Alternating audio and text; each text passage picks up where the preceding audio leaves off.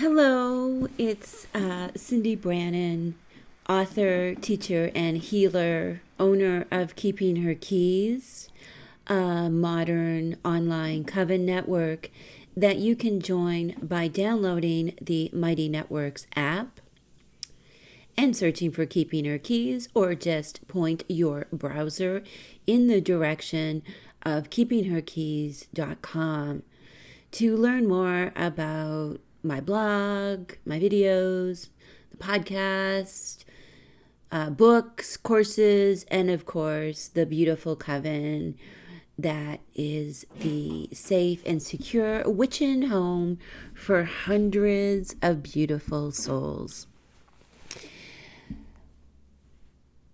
I have been asked to write an article for Bust magazine. And I have to say, I was so stoked to do this. I was excited. And when I told Angie, my assistant, she was excited too. We were both excited. And I've been thinking about what I wanted to say in this article, potentially talking to readers who typically aren't into spirituality and witchcraft and may not be familiar with Hekate or her magic, medicine, and mystery. I'm thinking about this because there was also a really limited word count of 450. And if you read my articles on the Keeping Her Keys blog on Pathos Pagan, or if you go into those deep dives I put directly on the website, you're going to know that typically my articles are a lot longer. 1,500 words is like my comfort zone for writing an article. So it was a huge challenge, but definitely one that was an amazing lesson for me to really just boil down. I've got about 3 minutes to say what I have to say about Hekate and her witchcraft, like her medicine, her healing, her power, to this audience of readers who are really clever and insightful, empowered women. And what is it I have to say to this group? As I was thinking about this morning, as I was doing like my morning self-care ritual, and what I call my daily Anima, which is my sacred practice of connecting to Hekate by reaching deep inside of me to connect to that sacred soul that lives within. I was really struck by the idea that this is a good topic to do as a podcast for all of those who kind of listen to the Keeping Her Keys podcast, which I still feel is very kind of underground because I don't talk about it anywhere. It's really like, here's a little tidbit that if you're deep into my teaching, which is, the transmission of the teachings of the Witch Mother as they are mixed with my years of experience as a psychologist and a student researcher of comparative spiritualities. If you're really into it, you're going to find this podcast. So I kind of feel like these podcasts are like a little bonus. So this one, I thought it would be really interesting for me to talk about the process of writing this article.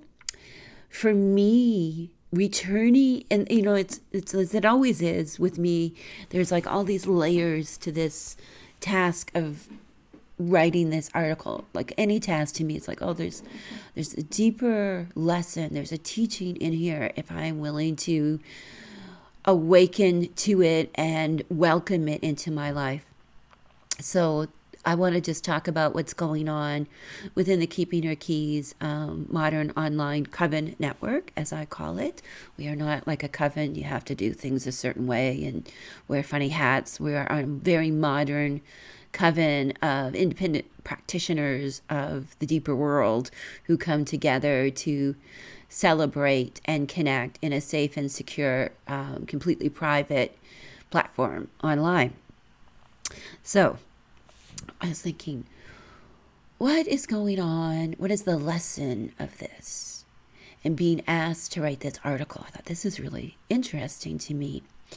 And you may also know that I do weekly lives within the coven, and that I pop them on YouTube here and there. And I do a feature called Hecate's Help Desk, where I answer questions about like spiritual witchcraft that is of the deeper world. And, so our witchcraft is about Anima, which is sacred practices, from everything from writing in our journals to our rituals to experiences of the deeper world through trance and meditation and ceremony. And in the coven, we are preparing for the second of the three major ceremonies of magic, medicine, and mystery that we do every year. And we're doing it this year for the spring equinox. This ritual is a ceremony of soul retrieval where I lead my beloved members through deep meditation so we can go into the spirit world to experience Hecate's cave, which is like the deep sacred womb of the mother. And from here, we stand in a place of just immense healing. And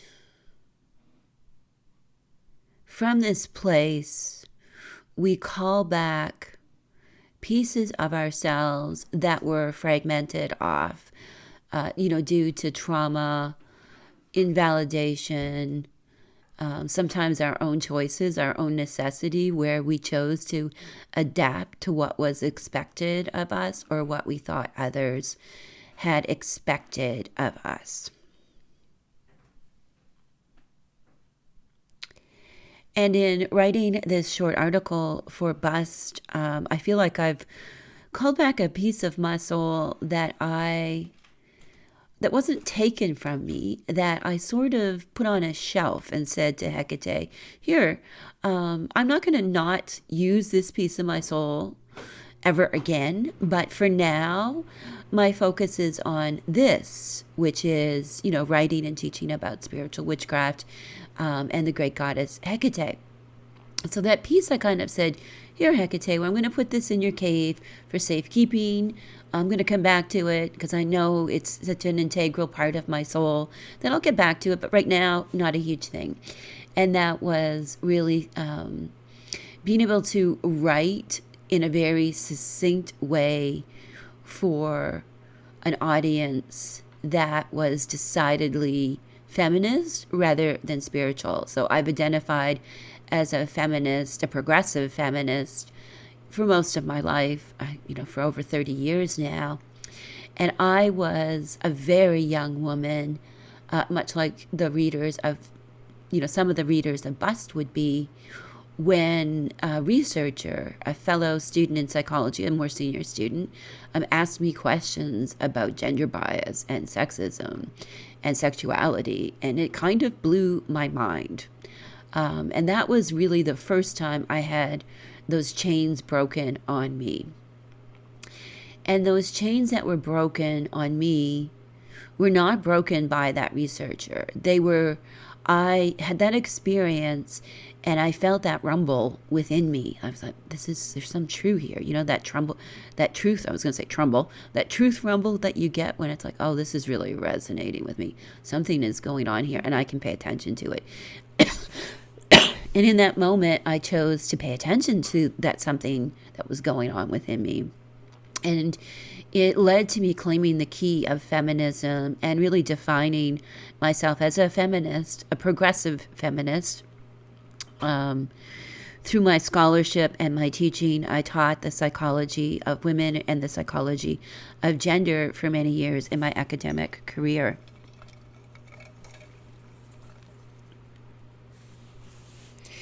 And as I developed as a graduate student, I remained deeply committed to feminist scholarship, through my studies on the self, through my research on relationships, and all the while kind of in the quiet background, studying comparative spiritualities and analyzing, using my research skills to analyze how women were portrayed. It was something that really, really, again, it was that rattle, the rattle. It's like we break the first chains and then the soul is freed a little bit. And then we realize that there's more chains around it at a deeper level, or perhaps other chains were added when we weren't looking, or through some kind of experience. So it's like more rumble, more rattle, more keys to be claimed if I choose them to unlock this piece of myself. And I just kept at it. I had a postdoctoral fellowship in women's health. And then I transitioned to another one in women's health. And I just kept going with that soul piece of me that said, I am a teacher healer for women and children. And I kept following that vision. That was the key. Like all of the keys are kind of on the same key ring. And, my overall key ring is a teacher healer of women and children, and to others who are also marginalized and reclaiming their own wildness. So writing this article for Bust magazine was very much in keeping with my soul mission, but perhaps that piece of speaking to an audience that I hadn't kind of spoken to for a few years. A little piece of my soul that I put on that shelf in Hecate's cave and went and said, I'm going to dust this piece of my soul off and speak to this audience now in this way, coming from where I am. At this moment, at this crossroads, as we get ready within the coven, which of course is, my spiritual sanctuary for my own keys, my own unbreaking, that this community means so much to me as we get ready for soul retrieval there. And as I was contemplating writing this article, I envisioned that this was actually a brief talk I was given to a room full of fabulous women and others who identified as feminists, who were progressive and invigorated and intelligent and wanted to make the most out of all that they've been given in this life while impacting the world, shaking the chains of the larger world, claiming keys not only for their personal lives, but also for opening the way for others, and, the keys that open the gates that cause that rattle, that rumble, those keys that open the gates that make a cleavage. When the gate is open, it splits, and through its opening mouth, gaping mouth, rises that wild feminine power that rejects the so-called civilized patriarchy.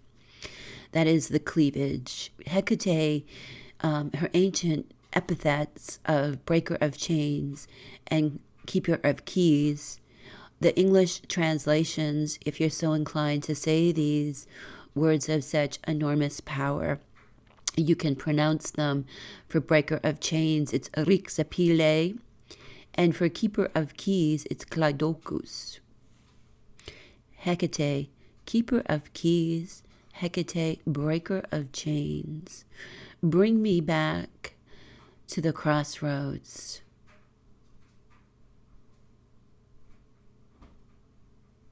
That is her mission as we go to the crossroads, the spiritual crossroads, where we stand with our chains and claim our keys, unlocking ourselves and crossing another threshold.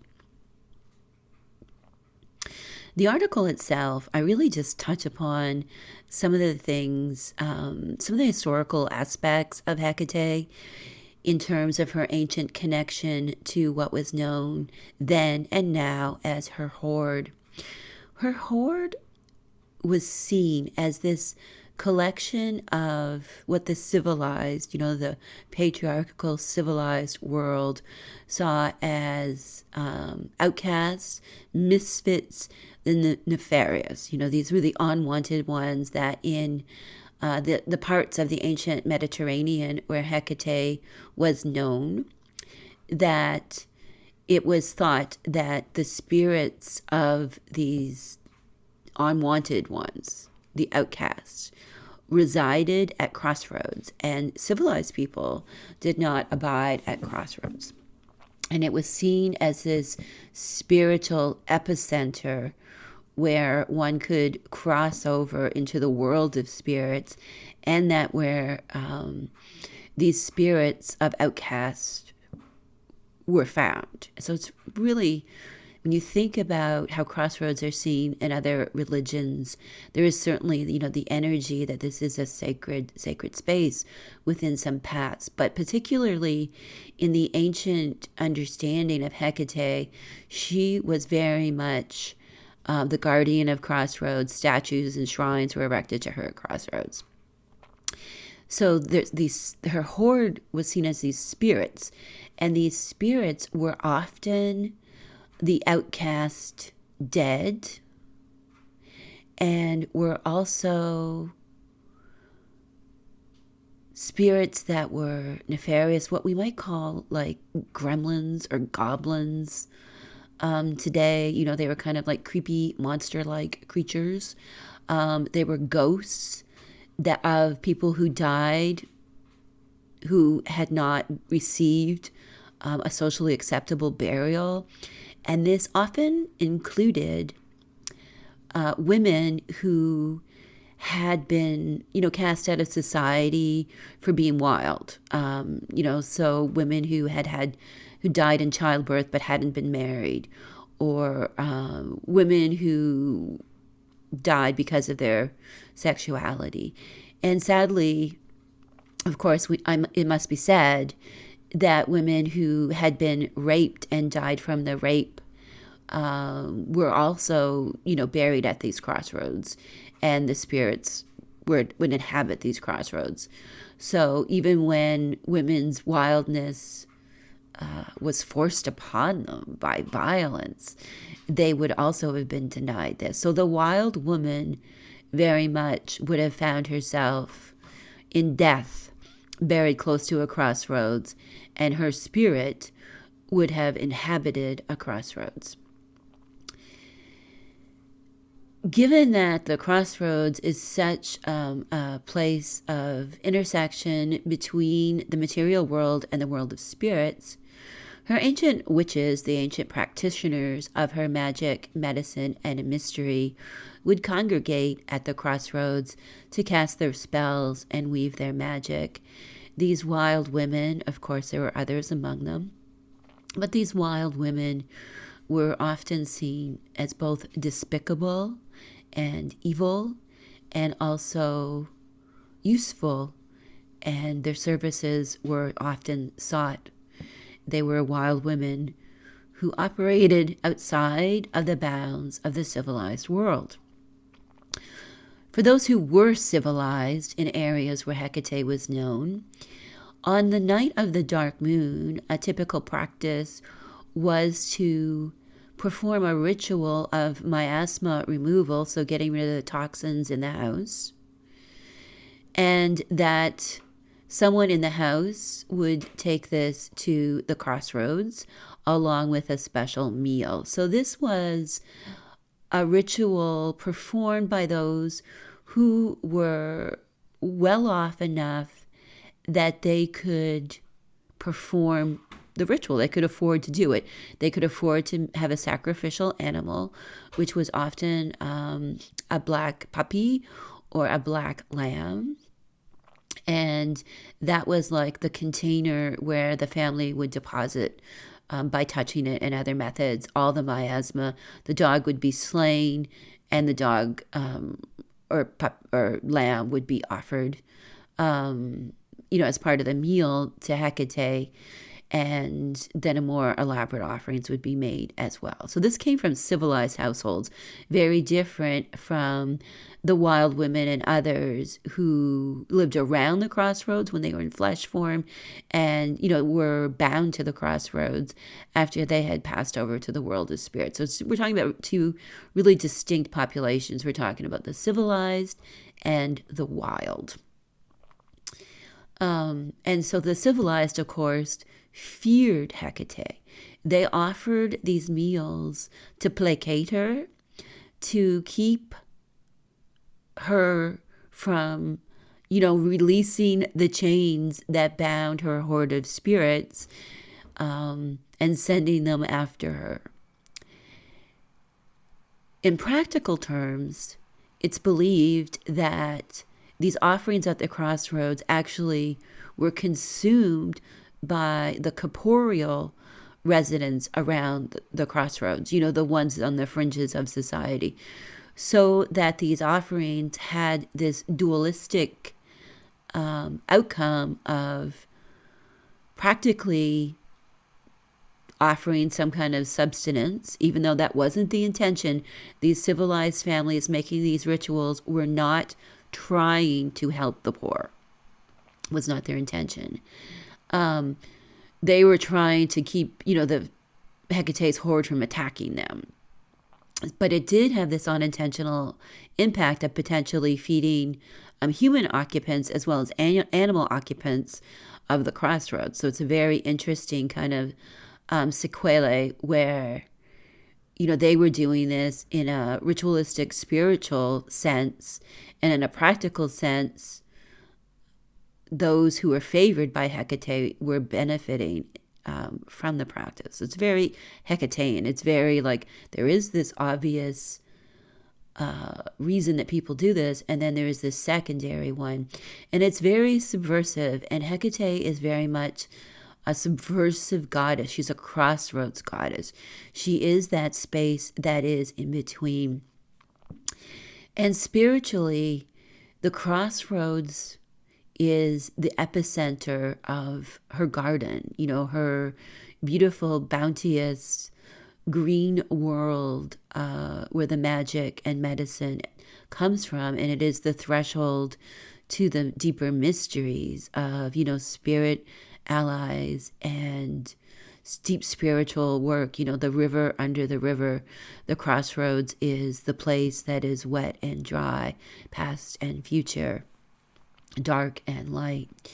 And when we cross through that crossroads, we can enter into her cave. And through her cave, that is like the great womb of all there is. That is the womb that's deep inside every one of us. It's the soul womb to which we return when we reclaim our own wildness. And as I'm sure you can appreciate, to summarize this spirit of what I wanted to convey in that article in 450 words was a great challenge. The article will be available in the summer issue of Bust magazine for those of you who are interested.